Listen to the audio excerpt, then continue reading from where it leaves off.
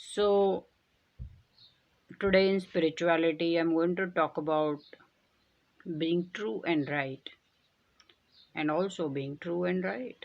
Let's say there are two people who are true and are right and are at opposite end of two things. Then what should be done?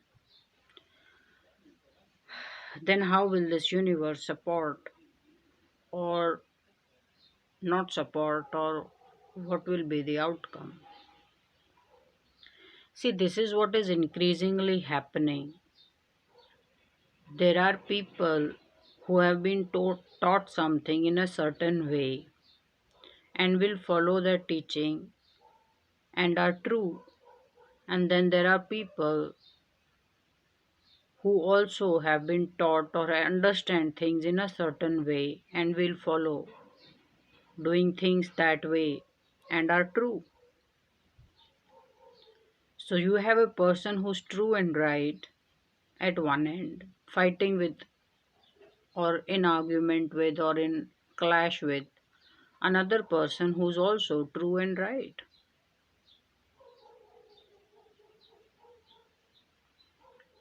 One, there's definitely going to be a lot of pain because they are at warring ends. And the other is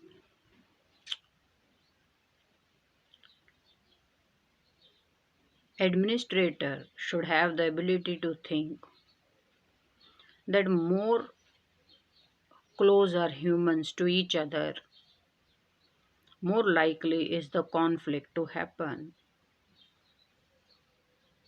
That is why first and foremost is this world should be sparsely populated.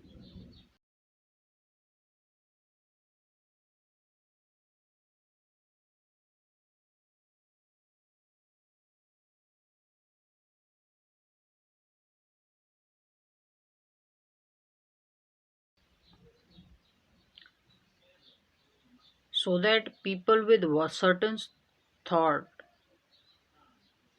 can live happily and peacefully in their portion or part of the world, and another set of people with their thought and learning can live peacefully in their part of the world. Problem happens when the world is getting exceptionally populated and close to each other.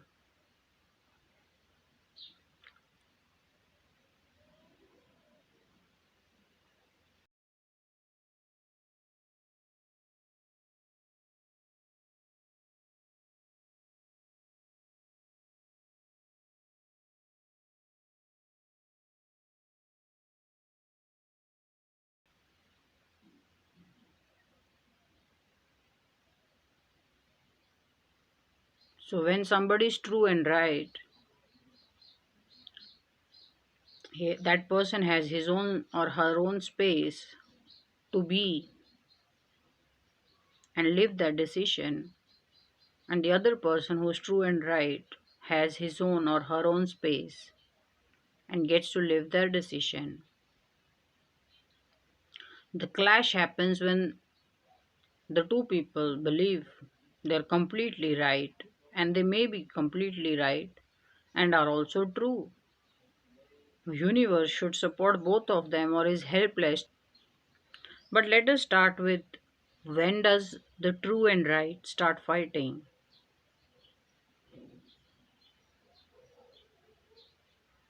When rightfully what should come to them is not coming. Increasingly, they have less to work with, so people get into a fight.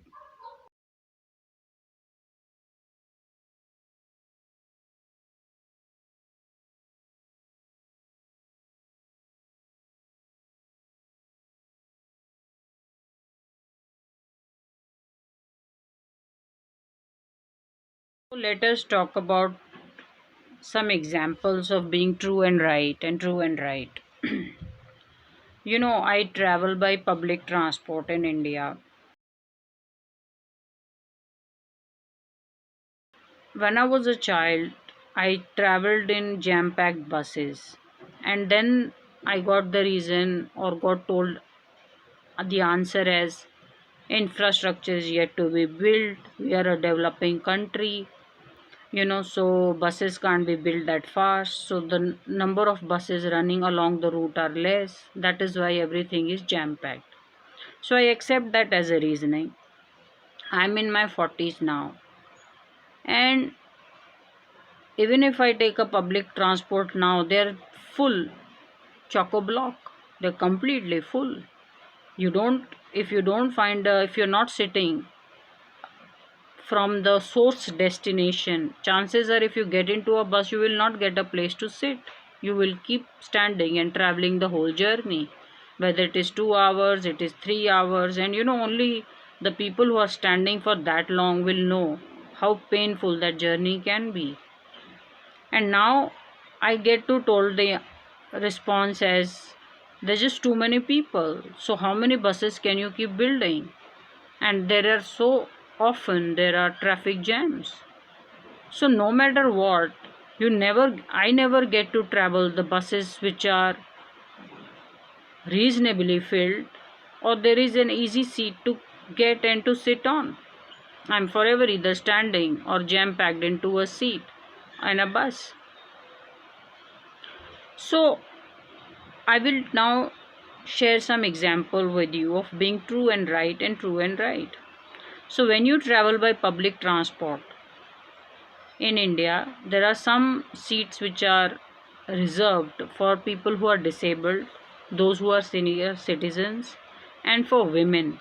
So women seats will be usually two seats which will be reserved for women, one seat for disabled and one for senior citizens, and these are all seats in the front, and remaining 20-25 seats or maybe 31 seats, if the bus has 35 seats, then remaining 31 set of seats which can seat around 62 people are empty and can be occupied by anybody, senior citizen, old person, woman, disabled, man, all men, any men can sit there. So these are not reserved seats, anybody can sit there. So that is a very big number, 31 into 2, that means 62 number of people in the bus can be anybody and can easily occupy a seat, and only maybe 8 seats in the bus are reserved for people who are disabled, senior citizens, and for women. So, when I board the buses now, I have seen one, they're full choco block.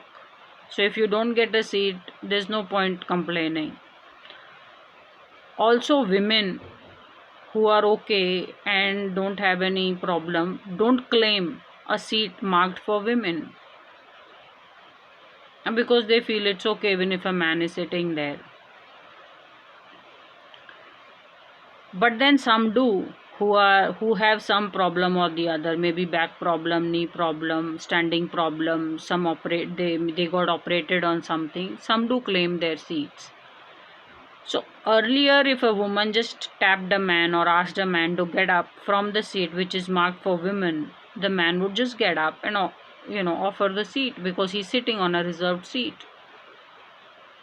Now, over a period of time, I'm seeing a set of people, because of overpopulation and education is not reaching so many people, I'm seeing men who just don't get up. Even if you tell them to get up, they don't get up. They refuse to get up from the reserved seat. And there's just 2 seats which are reserved for women, and they'll refuse to get up.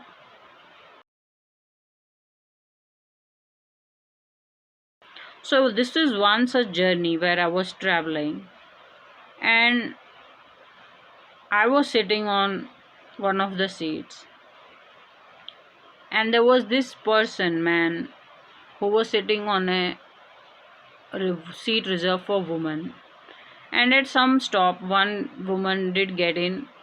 One woman asked him to vacate the seat since she wanted to sit and the seat was reserved for women. The man outrightly refused. And just to build pressure, I added in and I said, no, you have to get up and free the seat for her. If it is reserved for women, you have to give the seat to her. And he said, if the seat is reserved for her, then the remaining seats, why are the women sitting on other remaining seats? I said, they are not reserved. I said, anybody can sit on those remaining seats. And he did not understand that because he was an illiterate and possibly a slum dweller, or just coming from extremely poor slum dwelling like conditions or livelihood or a life.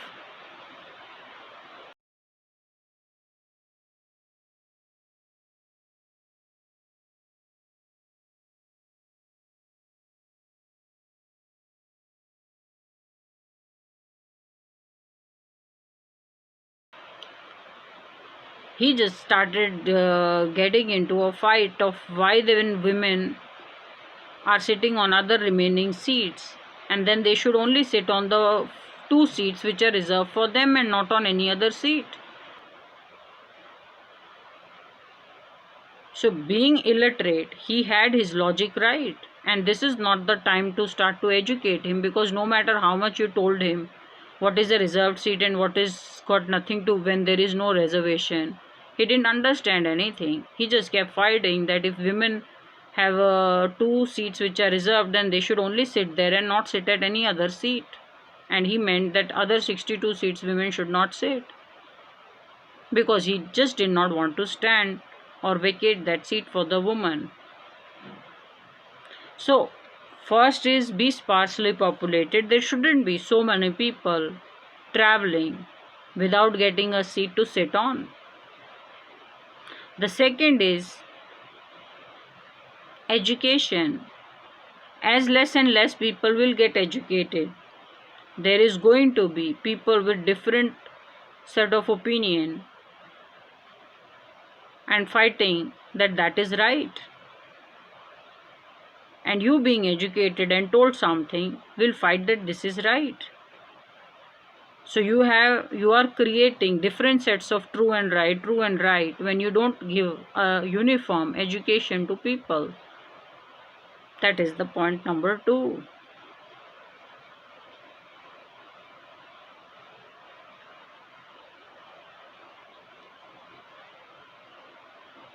See, if you don't know what I'm talking about the seat fight and problem of traveling in public transport, you can watch this movie called Cairo 678. I think it's called 678. Cairo 678. This movie was released in 2010.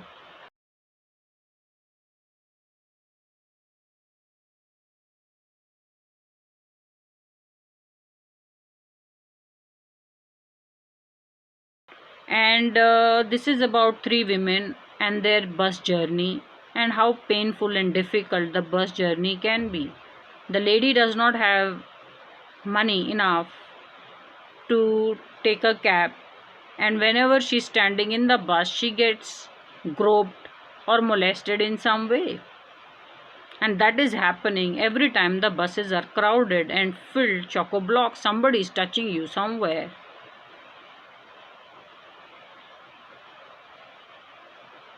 This is a everyday life struggle. And this conflict will never end. If somebody will say, how will the conflict end? It will never end till the time there is a uniform education, or everybody is being told uniformly, or everybody has a uniform understanding that we cannot be so overpopulated. And the Muslim world also needs to cut down their population. You can't be so heavily overpopulated. And thank you for the movie.